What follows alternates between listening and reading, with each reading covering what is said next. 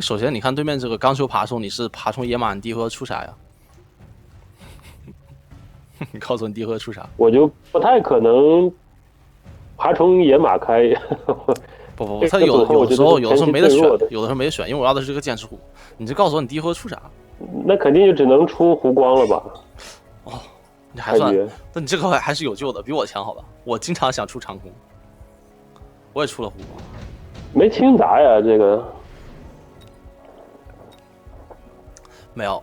这把为什么选野马开？因为有虎砖。你上2下的过程中会遇到很多这种打突脸老外，打突脸老外最怕就是虎砖。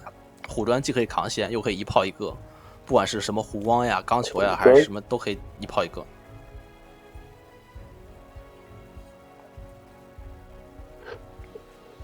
剑齿虎跟钢球是剑齿虎克钢球的关系吗？剑齿虎克所有中心单位，因为它是200块单位里面身板最好的。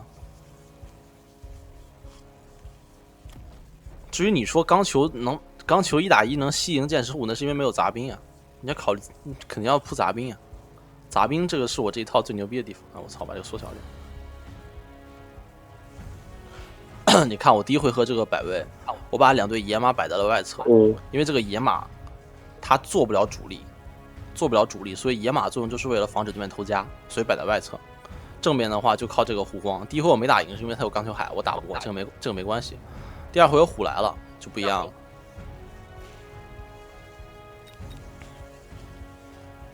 第2回合我毫不犹豫出了3对尖牙，这个尖牙的摆位，就是我这个尖牙的摆位就是，你尖牙开局的摆位，塔前一队，塔前是左右各一队，然后内侧放一队。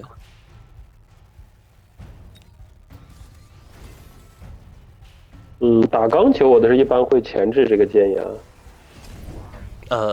防突脸就都要前置尖牙，不管是打谁。我这种摆位的钢球我还真没见过，我一般都是碰见钢球它就是偏头口，要不就是放底边。没事，你往上打你会见到的。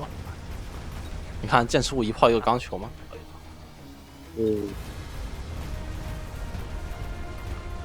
因为老外现在打的基本就是狼蛛或者那个铁锤或者剑齿虎钢球，狼蛛、铁锤、钢球、突脸这3个嘛，这3个剑齿虎都。我的感觉是，就是同分段的话，老外是比咱们国人应该是菜一点，他们好像就特别套路化。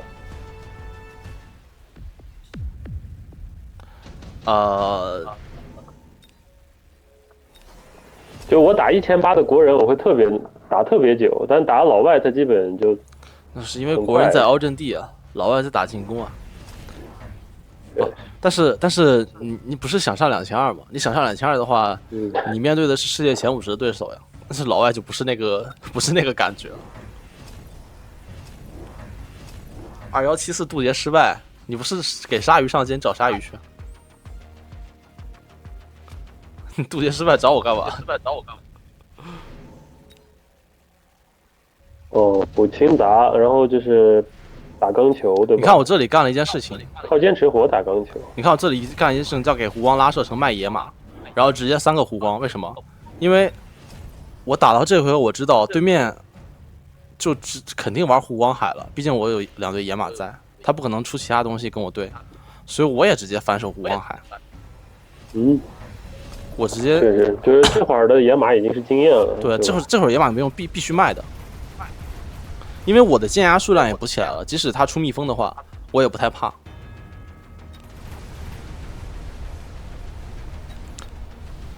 这时候就是两边都在抢这个湖王的等级，看谁能把湖王等级先养起来，谁就是优势。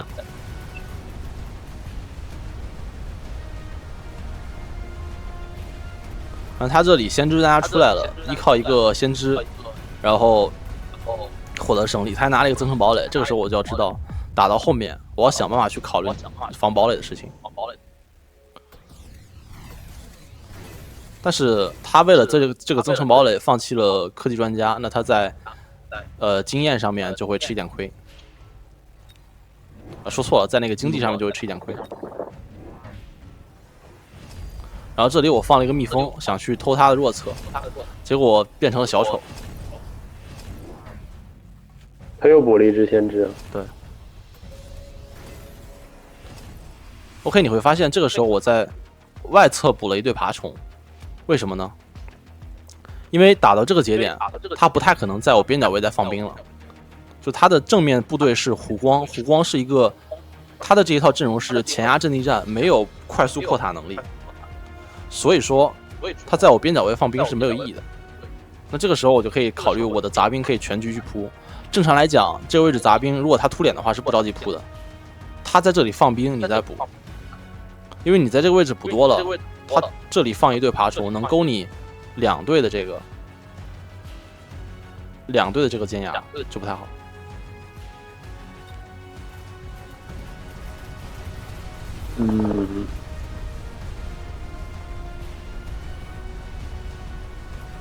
两边又是湖光对射，拉了一手信标，没什么影响，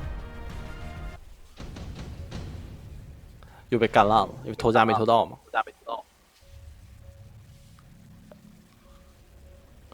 哎，这里节点发生了改变，我拿这个4级凤凰，但是他拿了一个犀牛，这犀牛可以说就是卵用都没有，他输就输在这个犀牛上面。然后这回我出了火神，为什么？拖一波节奏。因为你看，你可以注意到他这里1、2、3、4，他这里出了4对爬虫，对吧？我们讲一个事情叫做阅读战场。阅读战场就是看双方在各个领域的兵力的对比。比如说你的清杂是湖光，对吧？你要有一个数，你这一侧这4对湖光大概能清一个什么数量的爬虫和尖牙，也就3对。他开始出4对，他后面还会接着补。这种情况下，你的湖光就不太能够清了。而两边的湖光内战，谁能够先摸到对面的湖光，先把对面湖光打死，养成等级优势是非常重要的。所以这个时候，我直接掏了火神加油出来，因为我知道打到后面，两边的湖光打爬虫能力、打散爬能力都很差，所以你早晚是需要一个火神的。加上这回我拿这个4级凤凰，这个火神加油可以为我的4级凤凰扫清障碍，确保在这个增援回合我能通过这一波增援打赢。因为如果说对面也是4级凤凰的话，他现在是拿了牛对吧？但他如果说也拿4级凤凰，那我没有放油，那两边还是杂兵一块死，那就不一定谁输谁赢。就是增援的节奏是这样：当你优势的时候，增援来的时候你要留钱，或者说就是增援来的时候2种选择，第一种选择是留钱应变，你觉得你优势很大 ，OK， 你就补杂兵，补一点100%需要的兵，你看对面拿什么增援，对面做什么转型，因为那个时候你是优势，他是被逼迫的一方，等他做了转型之后，你再用你留的钱去克制他。这是第一种思路。第二种思路是，我现在是劣势，对吧？劣势我就要利用增援回合主动的去打节奏。那他为啥这回合要拿这个堡垒？菜呗。哦，没有，他这个堡垒打剑齿虎和湖光的，他觉得节奏差不多了。他应该也是等增援吧？但增援没发，然后他没有增援，这回合增援发了牛呀。哎呀，说白了就是菜啊。滴漏，虽然他是501的顶分，但是菜嘛。这是花仙最不想打的人，但现在他已经不是花仙对手。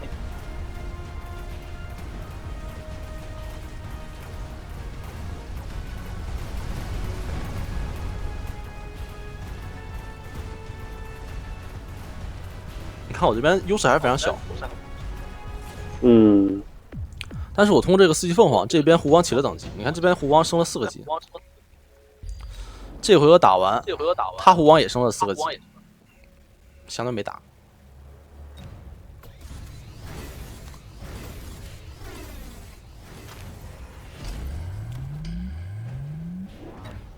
然后湖光点金射的节点是你前期就基本上都2、3级之后再点金射，不要学鲨鱼那里全是1级湖光点金射，我觉得很离谱，好的。1级湖光点金射，你不如直接点一个那个300攻呢。1级长弓也是一样的，不如点300攻。300攻哦，然后这个时候你发现他开始补尖牙了，因为湖光比较怕尖牙。然后我直接给火神拉了燃烧弹，就是我左侧有火，右侧有燃烧弹，我就要确保一个事情，在两边的湖光，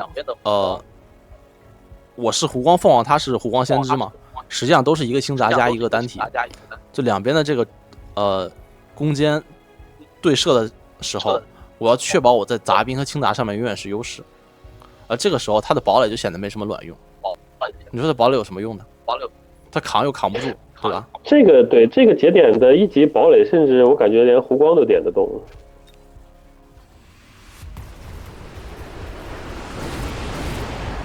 可能就是因为那个科技吧，有点舍不得，是吧？没有，他就是想玩，他觉得打到后面，因为他看我拿了凤凰嘛，所以他觉得直接爆堡垒没什么问题，然后后面可以点防空弹幕，而且堡垒打湖光实际上是优势，因为我的湖光没有带电磁，堡垒打湖光是优势，你看最后没打赢，但是问题不大。你也就一对凤凰，因为我为什么？你看我为什么给湖光上去呢？我没打赢，是因为我打不动，对吧？我场上没有攻坚单位，单纯金射的湖光并不足以处理掉他这个等级的湖光和堡垒，湖光都有2万血了。但是我这时候直接上了蓄能，因为在有火神的燃烧弹之后，他的杂兵已经不足为惧了。现在是湖光对射，这就是湖光体系最重要的一个思路，就是前期你用湖光点蓄能，就必须要配火神的燃烧弹，不然你绝对打不掉虫子。然后你看，我现在是先点金射后点蓄能，因为我这个时候是湖光对射的局，压力没那么大。但是如果说对面是什么钢球突脸、铁水海围城，那你可能就要先点蓄能，再点那个。火神的燃烧弹它是就是先知能防燃烧弹嘛？就是几只先知能防一对火神的燃烧弹？先知不太能防车。而且这个先知有距离，就是燃烧弹它会往这里砸，然后这个先知在后面。它虽然说拦截是无视距离的，但是这个距离影响着它什么时候被拦截。就是你的导弹打到，正常来讲，它如果说先知在你脸上，你火神燃烧弹从开始放出来，就在空中飞的100%都会被这个拦截过程计算。但是它先知摆在这里，那你只会落地的那个20%的时间。才计算这个拦截。实际上，它那个位置是拦不到你这个位置的，对，拦不到。他又不敢他不可能往前放呀，往前放白给了。他有先知，这个回合也不用考虑他拦截的问题。然后这里我拿了核心给了这个凤凰，这凤凰就是一炮4万8，堡垒直接就会死。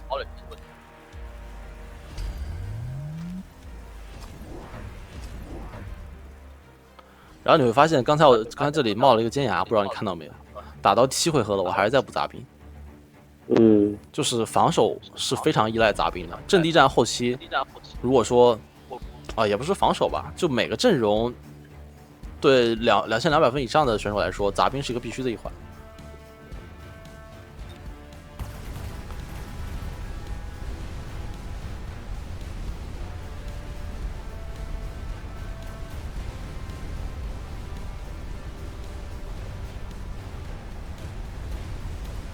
就我为啥就之前执着于用那一套一直打的，因为我跟挺多2000分左右的选手打，他为了解我的杀虫，他会出巨型单位，就有的时候还会出熔点，我就出完杀虫的后一回，我就开始补这个成功的数量跟伤害。小 M 说了，3个先知才能防一个，防一个火神燃烧弹。那套上限确实是有点低。这个回合这个凤凰打了10万的输出，就是一炮一个堡垒，加上他的湖光也是2万血，刚好你核心凤凰可以打所有人都一炮。然后我拿了铁锤，为什么？这回的增援，他已经选完了。补前排吗？对。你看样子他的这个堡垒还有蓄能湖光都挺克铁锤的，但是实际上他也得一炮一个嘛，他毕竟不是蝎子，有的时候可能差就是那一炮一个的时间，因为两边是镜像阵容。那你会给铁锤投资那个回血吗？那是不是就变成2炮一个？他有湖光呀，湖光会电伤害的。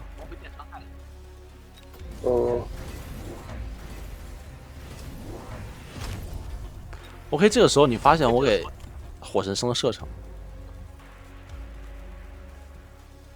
因为刚才那个回合打完，我发现我的火神得活下来，他开始补后，为什么？因为他开始补后置尖牙了，就是他从一个前压阵地战转成了一个往前摆的阵地战，这已经不算前压了，就单纯的对射。对射，你就要求你的火神能清不止一波杂，所以需要一个射程让他能活下来。前面不需要，是因为前面他没有后置尖牙，对吧？他所有杂兵都在塔前，或者会走到塔前，那你第一波燃烧弹就 OK 了。但这个时候他的尖牙开始补后置了，你火神就必须要点射程，确保能活下来，因为你的弧光点了虚灵，你弧光是没有清杂能力的。所以这个都是你每回合你要观察对面战场发生哪些变化，他得出什么兵。根据上一回合的存量，你知道双方的那个差距，然后你再根据上一回合做了什么事情，它这个增量变化，你会发现他，比如说他出了3对尖牙 ，OK， 他的杂兵又强了，那你对应的你就要让你的清杂也更强。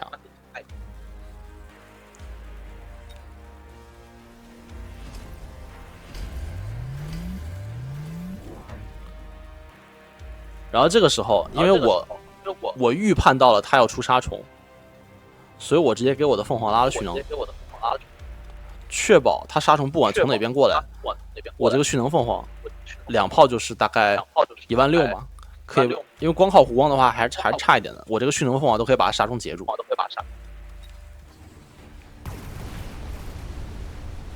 虽然可能蓄能凤凰你们觉得在这种对射的局面里面很吃亏，但是这个时候蓄能凤凰是唯一解，我不可能出熔点吧，那也太扯了。蓄能凤凰是唯一解，所以唯一解，当你只有唯一解的时候，唯一解就是最好的选择。那他这回合除了出杀虫还干啥了呀？他出先知啊，他这回合钱花在哪？出先知和堡垒。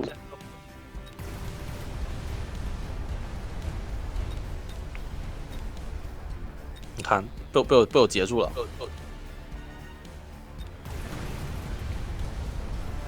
按理说他这回合应该出冰封呀。出蜜蜂干嘛呀？我说对面嘛。他为啥要出蜜蜂？因为你就1000血，他肯定是出蜜蜂搏一枪呀。不是，他出蜜蜂能抗伤害，他出蜜蜂就600啊。我地面已经不需要凤凰就可以打赢了。他出蜜蜂只能挡我凤凰呀。如果是长弓体系的话，他出蜜蜂没问题。但是他出蜜蜂限制不了弧光的输出呀，弧光也不对空。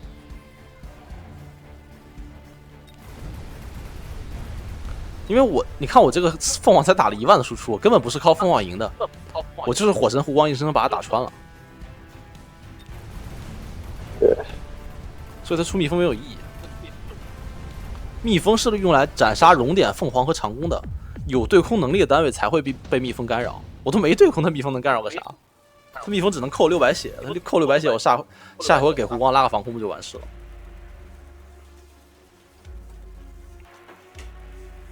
这回两边干了什么？我重新看一下，没注意。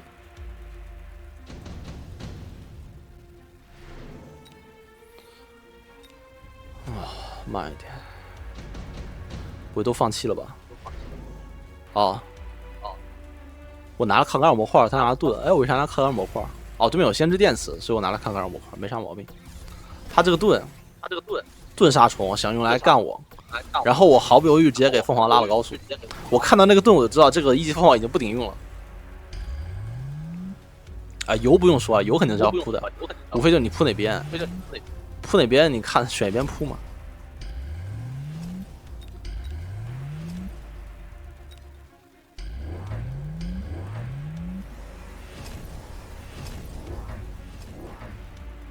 你看我这回合补尖牙、上盾，所有投资都在投资这个杂兵上面，因为他的轻杂只有弧光和先知，先知还好，他的这个弧光是非常怕盾尖牙的，堡垒也怕盾尖牙，这个杀虫其实也怕盾尖牙。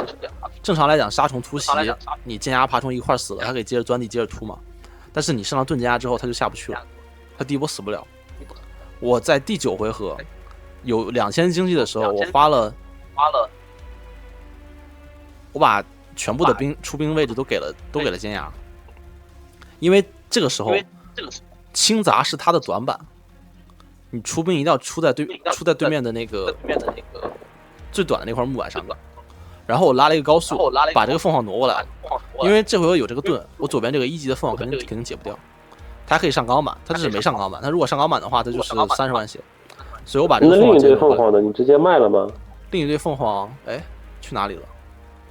哼，可能是卖了吧，应该是没钱了，应该是没钱了。你想我不卖凤凰，我就出不了这2对盾剑牙，那肯定是盾剑牙比较关键。那一个凤凰反正也没什么用。这个凤凰就只用来解场的呀。哦，3对盾剑牙，直接3对。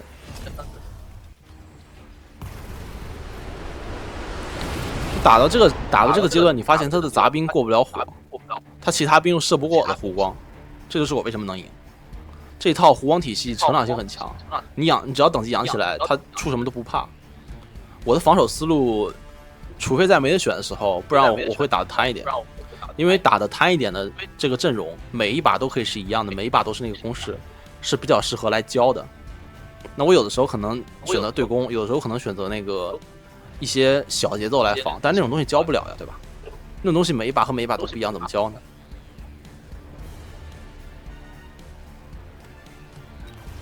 能教的就小节奏，就是只能看具体情况了。对，那没法教呀，那玩意儿。前压比较容易打小节奏。我的杀虫又融化了，然后盾尖牙甚至都走到我自己的火里了，说明什么？说明他的轻扎严重不足。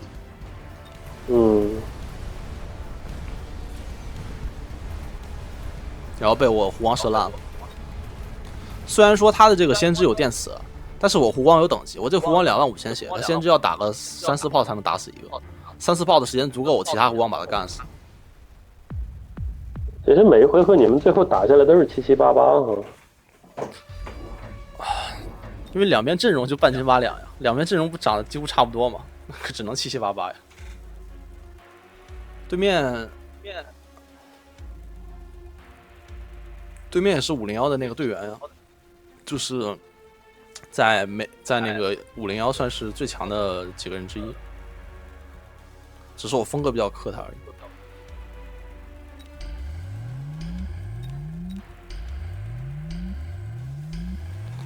这种就没什么说，打到最后一定要每回合都起盾啊！只要剑技能就每回合都起盾，或者对面游 CD 一定要每回合都起盾，堵不了。除非你钱实在不够了才踩边，尽量先起盾。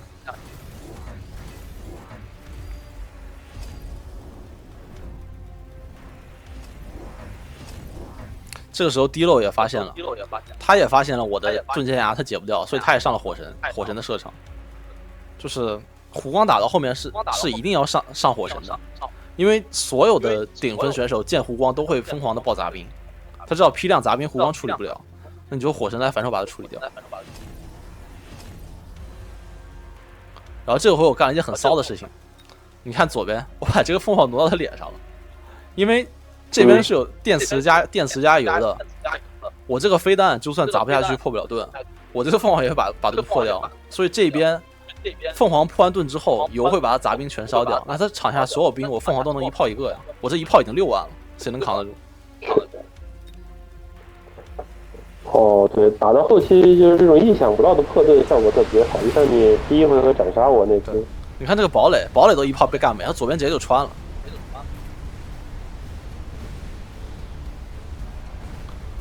当然打了这个回合，他的火神确实出的没毛病，他这个火神成功的解掉我的盾尖牙，但是我的弧光等级你就笃定他这回合一定会卖那个杀虫吗？然后你把那个凤凰移到前边，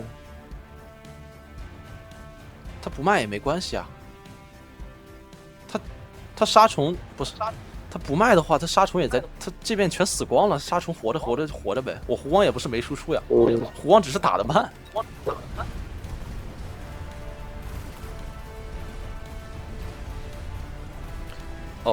而且他大概率是要卖的，因为他那个杀虫转不了边了。你像我高速凤凰，我可以换边，对吧？他没有再部署，杀虫已经有装备，也放不了部署模块，他的杀虫是只能在那个位置的。那他不卖就留着送等级。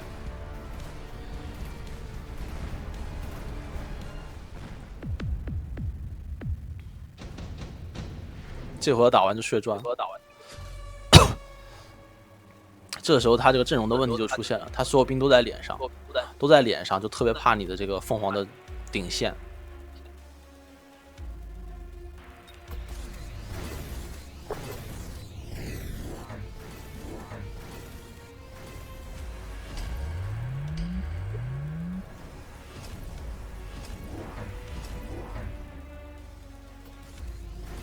麦有点炸吧，能坐直一点。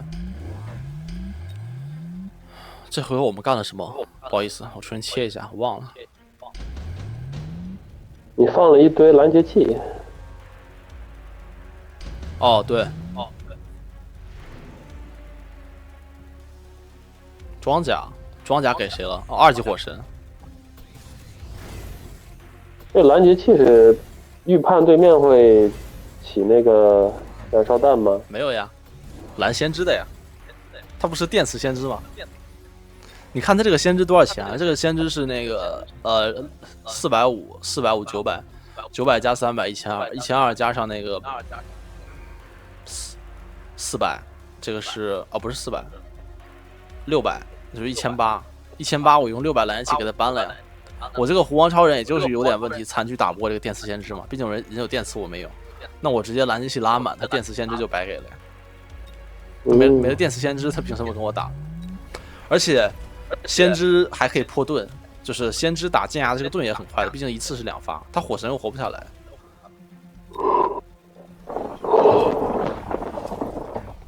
哦，这里我在中路补了一个火神，因为他中路的杂兵也挺多的，这里有3队嘛，所以中路也补一个火神。然后又出了一堆后置尖牙，放在右下角。你看，又出了一堆后置尖牙，打到11回合还在补杂兵。因为这个时候你补其他的都意义不大，对吧？你铁锤又扛不住，火神清杂也够了，湖光等级数量也够了，你就补杂兵就拖时间。说白了，你这个补杂兵每次就多那么几秒，可能就多那么2-3秒，要的就是这2-3秒，这2-3秒就决定谁的湖光先把谁打死。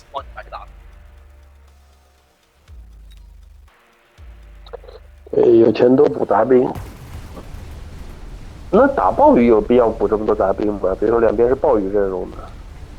突脸还是阵地战？阵地战起拦截器他就怕了。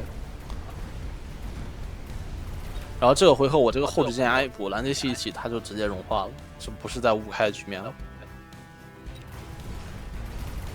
阵地战是这样，阵地战杂兵和其他单位是相对来的。但是你可以先看一下6回合，我们这里两边出了多少个杂兵，因为两边都是世界前50。我这里是5回合，1、2、3、4、5、6、7、8、9、10队，它是1、2、3、4、5、6、7、8、9、10、11队，打到6回合两边有11队杂兵，也就是说第一回合出不了兵，2、3、4、5 4个回合，初始3队的话，相当于每回合差不多出2个杂兵，那总共10个嘛，对吧？所以杂兵这个东西是非常重要的。就是每回合补一个输出单位，然后再补2队杂兵，然后基本是这么个循环，是吧？也有可能2队输出1个杂兵，这个不一定，就看情况，看你缺啥。这个东西是看你缺啥，就是你要盯着那个战场，盯着那个战场使劲瞪，你看是。对了，就这个视角是怎么调的呀？我一般还是那种斜的视角。右上角有一个设置，然后这里有一个控制，增加最大进球高度。然后转镜头是左下角有一个，你看左下角这个有一个 QE， 然后 FR 可以调上下，然后鼠标滚轮是缩放高度。OK。你刚才说的这个问题还是阅读战场的问题，就是你决定出什么兵是跟，哎呀，我操，算了，给你们看点